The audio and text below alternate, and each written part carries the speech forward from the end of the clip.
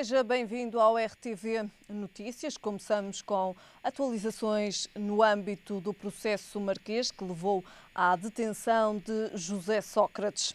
A Procuradoria de França, em Paris, ainda não recebeu qualquer pedido de ajuda internacional para investigar a vida de José Sócrates, a eventual compra milionária de um apartamento, nem escrutinar contas bancárias. Já as informações bancárias remetidas pelas autoridades suíças foram determinantes para o Ministério Público prosseguir a investigação ao ex-primeiro-ministro José Sócrates, que se encontra preso preventivamente desde segunda-feira por suspeitas de corrupção, fraude fiscal e branqueamento de capitais. A recente disponibilidade das autoridades suíças, nomeadamente tributárias, para colaborarem com as autoridades portuguesas foi essencial para o procurador Rosário Teixeira, do Departamento Central de Investigação e Ação Penal, desvendar o circuito do dinheiro que permitia a Sócrates manter uma vida de luxo, segundo foi noticiado por vários órgãos de comunicação social. Amadeu Campos, boa tarde. De facto, esta semana foi uma semana em que, digamos assim, se ficou a saber desta operação, Operação Marquês, que levou então à detenção de José Sócrates, precisamente há uma semana, e que na segunda-feira lhe foi decretada prisão preventiva. Como é que podemos ver todo este caso? Como é que analisamos esta semana em Portugal? Sim, podemos começar pelo início, que é realmente a própria detenção que tivemos conhecimento na sexta-feira à noite, de quando José Sócrates chegava de Paris. Eu acho que este processo com essa detenção começou mal, não é? Como normalmente o povo diz, muita parra e pouca uva. Acho que a detenção podia ter sido feita de outra forma, porque não estava em causa, pelos vistos, nada de que ele trouxesse de Paris e, supostamente, em relação às notícias que nós temos estado a comentar... Mas poderia estar em causa, digamos assim, alguns documentos que pudessem existir na casa de José Sócrates. Vimos que foi feita uma busca. Claro, todas essas averiguações podiam ter sido feitas antes ou depois dele chegar, porque inclusive sabia-se que ele tinha que chegar a Portugal, porque ele normalmente tem um comentário numa televisão aos domingos ao final do dia e, portanto, nós sabemos minimamente, e não é preciso ser da Polícia Judiciária para saber qual a vida de José Sócrates e qual os movimentos que ele faz. Falta-nos saber muita coisa, porque realmente o que nós sabemos ainda são de fugas de informação que existem ao processo e que temos alguma dificuldade em perceber a veracidade delas, porque, repare, nós ainda não estamos em julgamento. E eu percebo que realmente esteja a fazer algum julgamento em praça pública, até por alguns média que debitam constantemente notícias que nós presumimos que sejam notícias relacionadas com o processo. E se são notícias relacionadas com o processo, logo são fugas de informação ao processo que está em segredo de justiça. Tenho pena, mas realmente é assim que a justiça tem que funcionar, portanto, em segredo de justiça, e tudo o que nós possamos especular neste momento sobre aquilo que se vai passando em relação a este caso, não passa de pura especulação. Portanto, eu aguardo que realmente hajam factos que vão a julgamento para nós então aí podermos decidir, porque temos que presumir que haja uma inocência até prova em contrário em relação a este processo. No entanto, este caso põe, digamos assim, a descoberto algumas ligações perigosas. Sim, as ligações perigosas existem sempre. Repare, quando alguém decide alguma coisa, seja numa empresa, seja num governo, se decide por alguém, há alguém que eventualmente vai ficar de fora e que poderá não concordar com a decisão que, entretanto, quem a fez, seja um primeiro-ministro, seja o Presidente da República, seja um executivo de uma empresa, quando a toma, poderá realmente deixar com que alguém não fique satisfeito com a sua decisão. E isso é natural que aconteça. Agora, o que devemos separar, e acho que devemos ter esse cuidado, é que a justiça funciona para factos onde existe a corrupção. Porque, repare, por exemplo, o facto da mala do dinheiro que eventualmente circularia, que é uma das que muito fugas... se tem falado. Exatamente, e que é uma das fugas de informação ao processo. Eu estaria muito mais convicto neste momento se tivessem apanhado o motorista em flagrante delito. percebe? Face às informações que supostamente tinham e que estão supostamente no processo, e eu uso a palavra supostamente porque realmente só podemos usar essa palavra neste momento, é que se isso acontecesse, eu estava à espera de um flagrante delito. E nós, em termos de justiça, achamos sempre que as coisas funcionariam melhor se forem feitas em flagrante delito. Agora, forem feitas em suspeitas e que depois vamos atrás de suspeitas ao processo, obviamente que quem eventualmente estará a prevaricar poderá arranjar mais argumentos de fuga do que aqueles que seriam expectáveis se realmente fossem apanhados em flagrante delito. Não foi bem conduzida esta investigação, no seu entender, Amadeu Campos? Sim, neste momento faço, repara, há uma semana que entretanto tivemos já de detenção. Em relação à detenção, não aconteceu praticamente nada, a não ser uma prisão preventiva, com base na mesma frase com aquela que foi usada para deter. Suspeita de corrupção, fraude fiscal e branqueamento de capitais. Só isto. Não foi dito mais nada da Procuradoria-Geral da República. E é assim, isto é demasiado vago para qualquer pessoa poder fazer um julgamento em relação àquilo que está a acontecer, penso eu. José Sócrates já se manifestou quanto a esta prisão preventiva, que aliás está no estabelecimento prisional de Évora. Como vê as palavras de José Sócrates? É assim, as palavras de José Sócrates valem pela defesa da sua honra, naturalmente, mas valem tanto como valem as palavras dos jornais ou do juiz que eventualmente possa estar a acusá-lo. Quando as pessoas vão a julgamento, existem eventualmente duas versões de uma determinada situação. Dos factos. E os factos depois é que é preciso julgar, e por isso é que existem juízes e por isso é que existe justiça, para que realmente o facto de as pessoas poderem estar a mentir ser facilmente esclarecida em julgamento.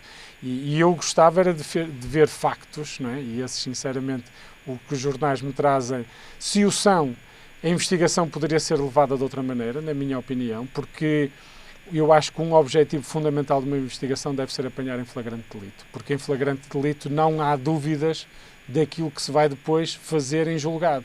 Percebe? Neste momento andamos só com suspeitas, com fugas de informação e é muito pouco para realmente prendermos. Uma realidade é que José Sócrates está em prisão preventiva. Sim, isso é um facto. Haverá factos concretos para esta prisão preventiva? Espero bem que sim. Aliás, tenho que acreditar que sim, porque se nós acreditamos na democracia, e repare, se nós prendemos um ex-primeiro-ministro sem factos em concretos, é a democracia que está em causa. Já não é só a justiça, porque nós podemos dizer que a justiça não está correta ou que a justiça se enganou.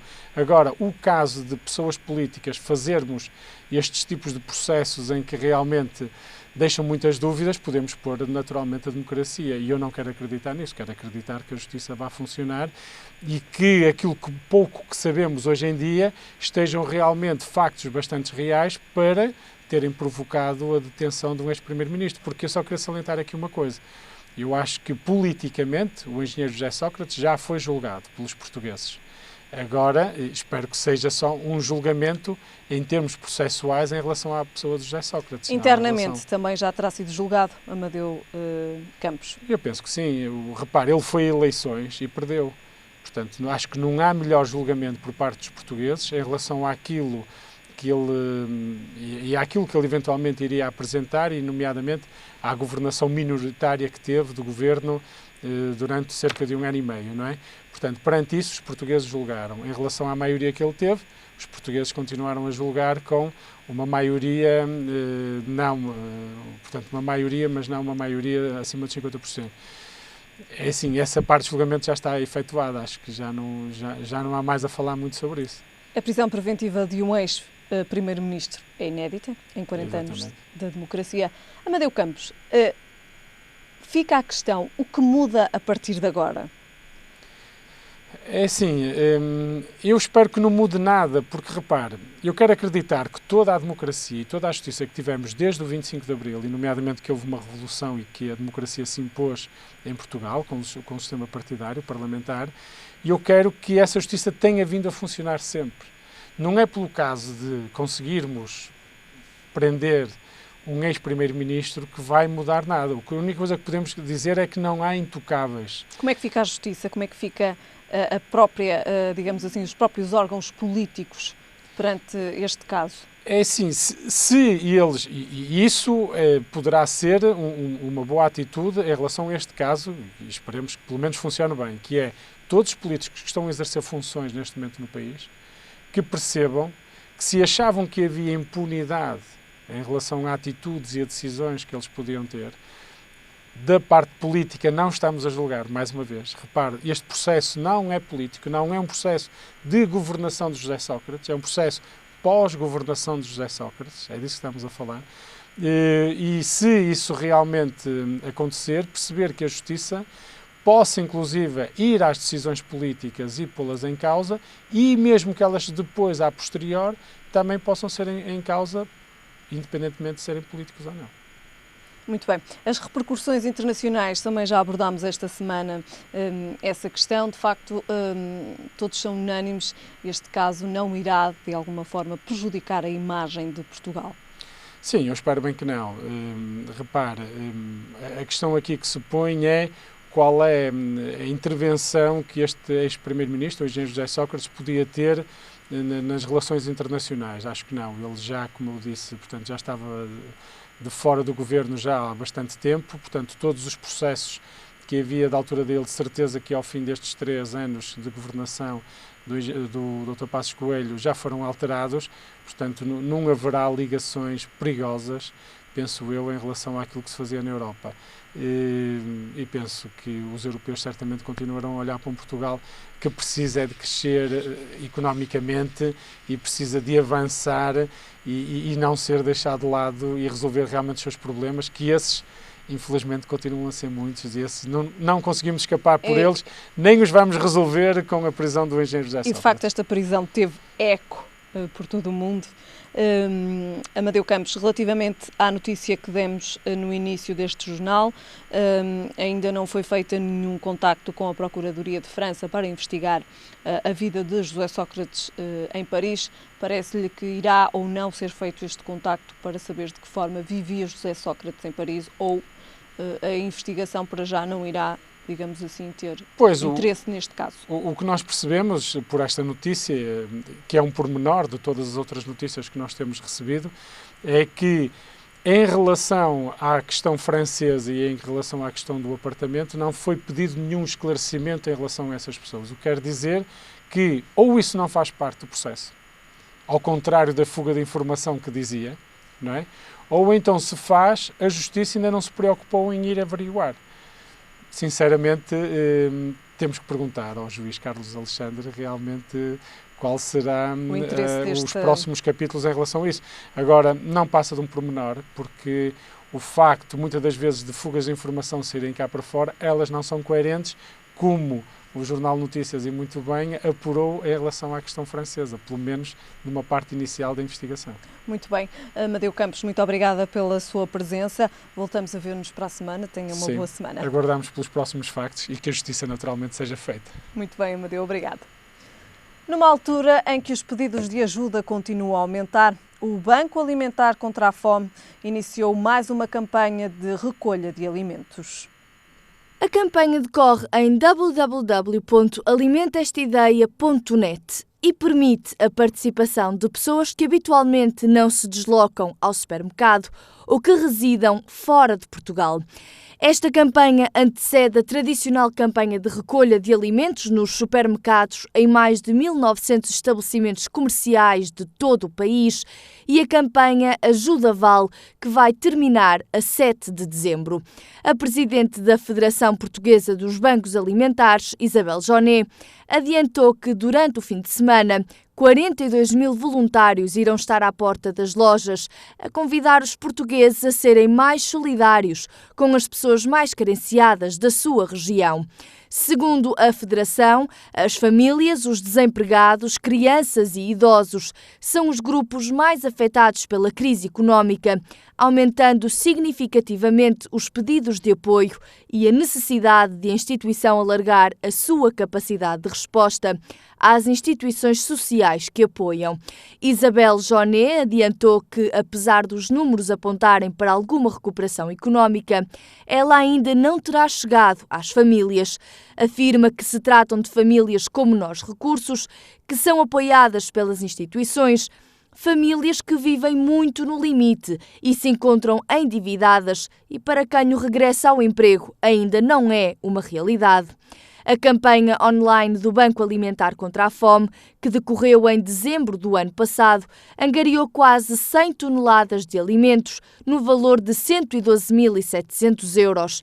O Banco Alimentar realiza 2 vezes por ano 3 campanhas: a campanha online, a tradicional recolha de alimentos nos supermercados e a campanha Ajuda Vale, em que as pessoas podem comprar na caixa dos supermercados vales de 6 produtos selecionados.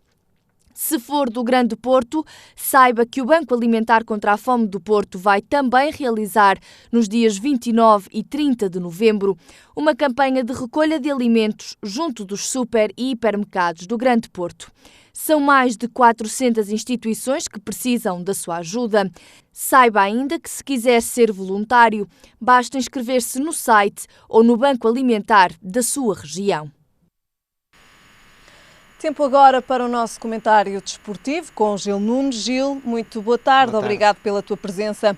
Esta foi uma semana de Liga dos Campeões. Que balanço podemos fazer?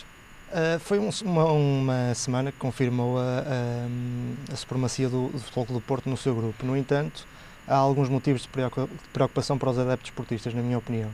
O Porto, na primeira parte, praticamente não existiu contra o Bate Borisov.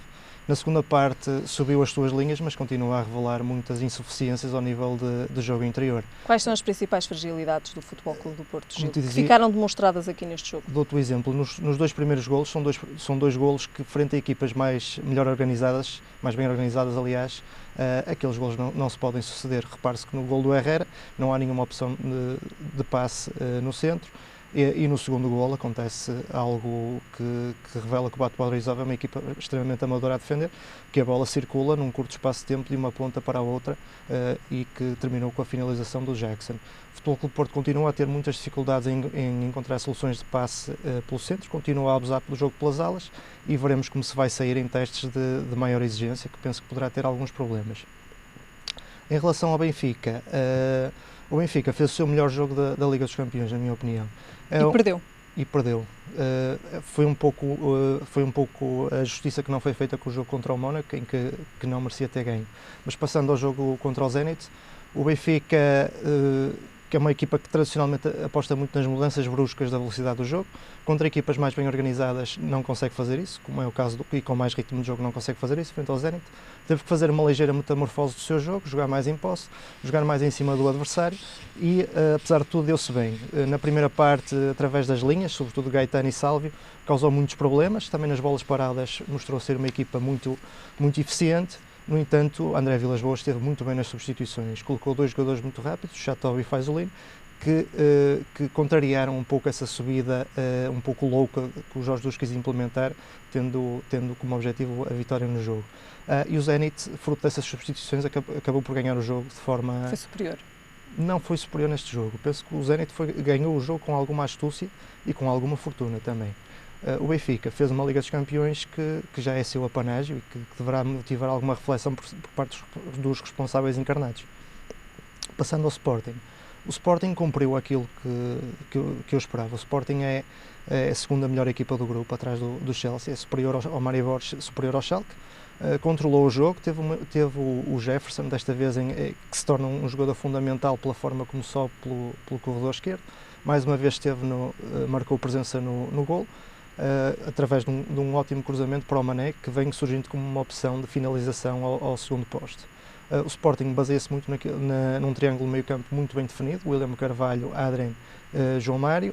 Na frente vai mudando de quando em vez alguns dos seus elementos, solidificou também na zona central, com Maurício e com Paulo Oliveira, e é uma equipa que vai criando o seu ADN e que só no campeonato é que está a ter alguns problemas, mas prevejo que... Na Liga dos Campeões. Na Liga dos Campeões e na Taça de Portugal tem estado muito bem e, portanto, eu prevejo que a condição natural é também subir no campeonato. Portanto, Futebol Clube do Porto e Sporting seguem em frente?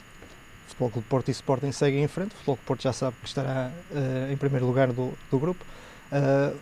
poderá agora ter, vamos ver como correrá o sorteio, há equipas mais acessíveis, há equipas menos acessíveis e vamos ver como é que o Futebol Clube do Porto consegue resolver esse problema da sua falta de jogo interior, a ver se consegue evoluir para se tornar uma equipa mais competitiva. Agora, depois da Liga dos Campeões, é tempo de antevisão para os jogos para este fim de semana. Exatamente, o Futebol Clube do Porto vai defrontar o Rio Ave. O Rio Ave é uma das equipas que melhor joga neste campeonato.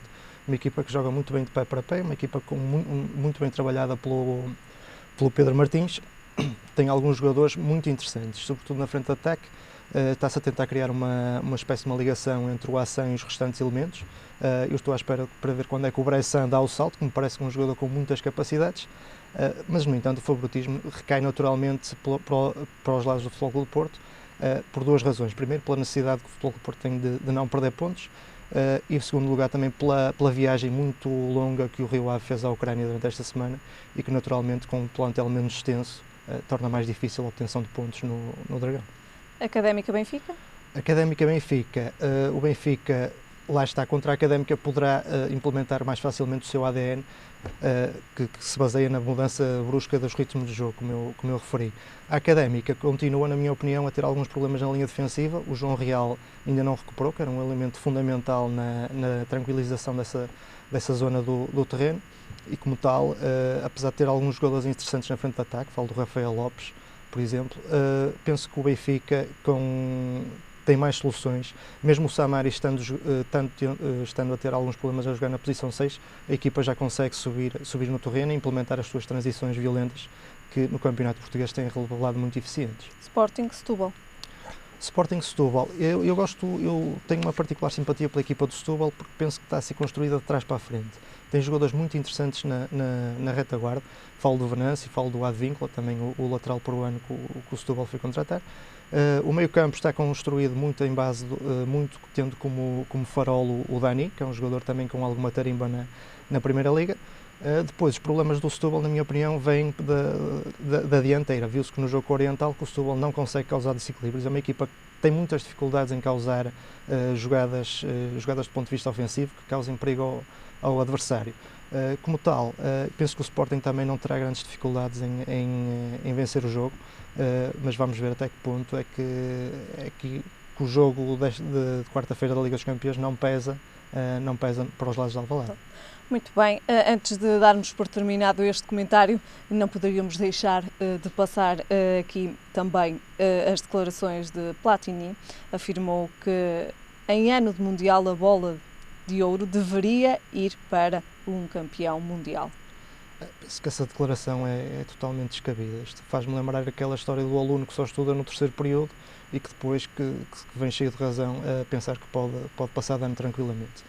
É uma declaração que tem que ser contextualizada num todo e não por uma parte. É óbvio que o Campeonato do Mundo tem uma importância brutal, é óbvio que a Alemanha ter ganho dá logo um grande destaque e um grande ênfase aos seus elementos, mas tem que se fazer uma avaliação por todo e penso que nenhum jogador da seleção da Alemanha tem capacidade para ombrear com Cristiano Ronaldo ou com Messi. E pondo o meu portuguesismo de lado, penso que o Ronaldo era o vencedor mais que justo por aquilo que demonstrou, pelos golos que marcou, pelo trabalho defensivo que realiza, que é algo que muitas vezes não é destacado. Penso que Cristiano Ronaldo, se houver justiça nesta eleição... será mais uma vez o vencedor, o justo vencedor. Incontestável. Muito bem, Gil, muito obrigada pela tua presença. Voltamos a ver-nos para a semana. Até para a semana. Ficamos então aqui com a antevisão dos jogos deste fim de semana e também um comentário à Liga dos Campeões. Ficamos agora também com a previsão do estado do tempo para amanhã. Na região norte, céu muito nublado, com boas abertas a partir da manhã, períodos de chuva que poderá ser por vezes forte, passando gradualmente a regime de aguaceiros. Centro e sul, céu geralmente muito nublado, com boas abertas a partir da manhã, períodos de chuva durante a noite, por vezes forte e acompanhada de rajadas fortes. Quanto a temperaturas, o Porto espera uma mínima de 7 graus e uma máxima de 17. Em Lisboa a mínima será de 9 graus e a máxima de 16. E em Faro a mínima será de 12 graus e a máxima de 18.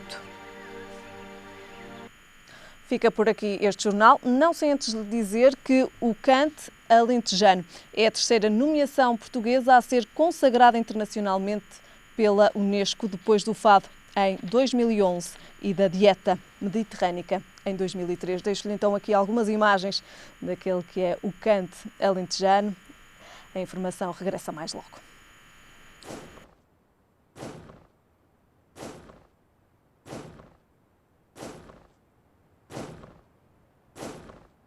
Grândola Vila Morena, terra da fraternidade, o povo é que mais ordena dentro de ti, ó cidade.